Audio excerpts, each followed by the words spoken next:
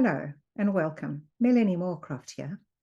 Today we are looking at why we should cultivate a growth mindset for our business. We will also explore the value of being a learning-focused leader and how this can impact your business. Why should business leaders have a growth mindset?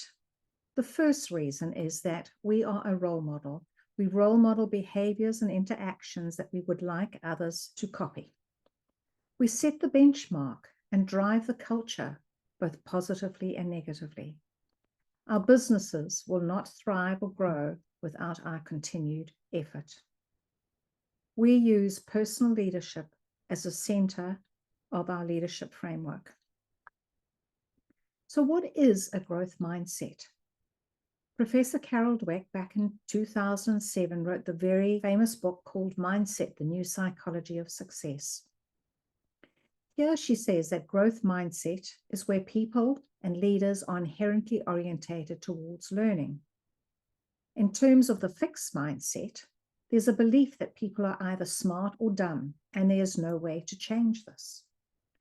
However, Professor Dweck maintains that we are all a mixture of fixed and growth mindsets, and that this continually evolves with experience. In effect, we have a mixed mindset. I believe that the word mindset can mislead us to think that we are fixed in one way or the other.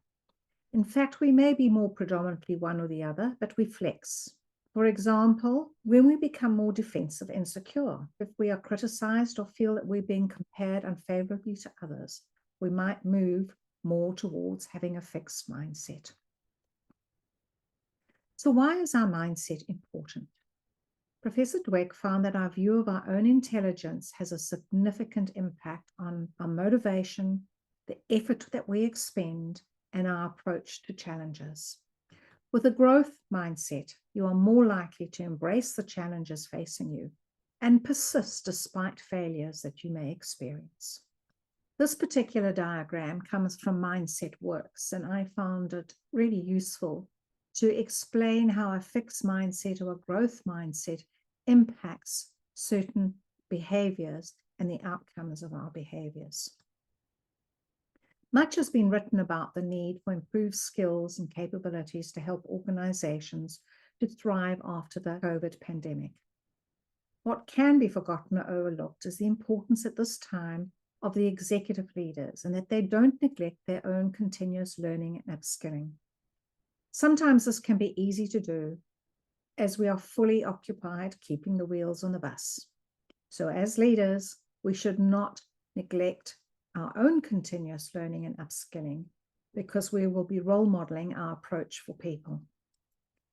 We also need to recognize that our fixed mindset is triggered, and how it's triggered and when it's triggered, so that we can learn to overcome these challenging circumstances.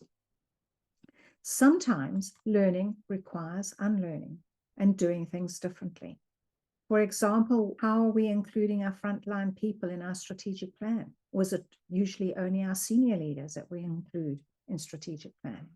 So think differently around where do you need to unlearn? If we embrace and demonstrate a growth mindset, research has shown that there's a positive impact on people. What happens is people become more collaborative. They take greater risks and become more innovative. People tend to become more flexible, adaptable, and they show greater commitment to the organization. So what can we do to approach as a learning-focused leader? The first thing is using a learning lens instead of a blame or fault lens. We could see the value in innovation and new ways of working, and that means that we choose as leaders to work differently as well and be very mindful of our own habits.